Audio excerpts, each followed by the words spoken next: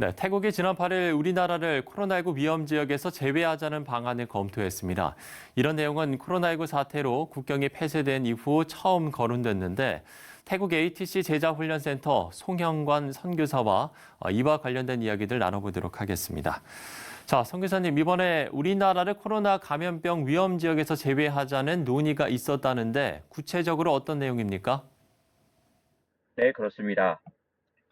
터위신 코로나19 상황운영센터 대변인은 5월 7일 목요일에 진행한 회의에서 해외 국가들의 코로나19 감염 확산 상황에 대해 언급하였으며 아누틴 보건부 장관은 상호 간의 경제적, 사회적 교류를 이어가기 위해 감염 확산 통제가 가능한 한국, 중국에 대해서 감염 위험 국가 명단에서 제외하도록 코로나19 상황운영센터에 제안하였습니다. 그러나 중국과 한국이 위험 감염 국가에서 제외될 것이라는 내용과 관련 태국 네티즌들은 온라인상에서 이러한 결정이 태국을 다시 위험에 빠뜨리는 것은 아닐지에 대해 우려한 바, 아누틴 보건부 장관은 동조치가 태국에 위협이 되지 않을 것이라고 확언하였습니다. 아누틴 보건부 장관은 학계위원회에서 중국과 한국을 위험 감염국에서 제외하는 것과 관련하여 모든 측면에 대한 고려 및 영향 등을 검토하였으며 태국은 외국인의 입국에 대해 효과적인 조치 방안을 가지고 있으므로 우려할 필요가 없다고 장담하였습니다. 하지만 감염병 위험 국가에서 제외됐다고 하여 즉시 입국이 가능하다는 뜻은 아니며 의사의 소견서 지참, 입국 사전 등록 및 허가, 입국 후 14일간 정보시설 격리 등 여전히 여러 관련 조치 사항들을 이행해야 한다고 밝히고 있습니다. 네, 그런가 하면 태국은 코로나 비상사태 기간을 한 달 연장했는데 현재 상황이 어떻습니까?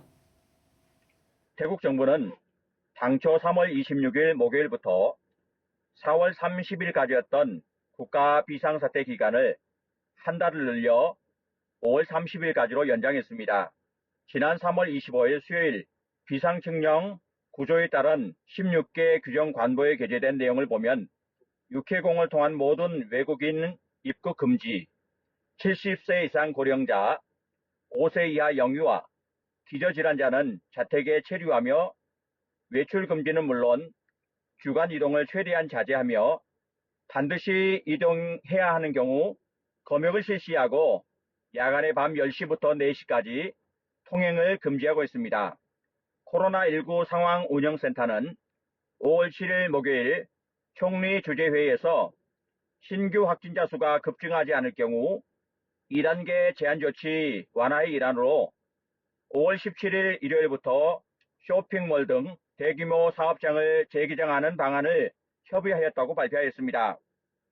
제한 조치의 완화 및 활동 재개는 점진적으로 이루어질 것이며 그렇지 않을 경우 상황이 통제하기 힘든 수준이 될 수 있으므로 정부는 현재의 법 체계와 예산을 활용하여 모든 이들을 살피기 위해 최선을 다할 예정이며 정부 예산을 효율적으로 사용해 나갈 것이니 모든 국민이 자신감을 갖고 정부에 귀 기울여 주기 바란다고 밝혔습니다.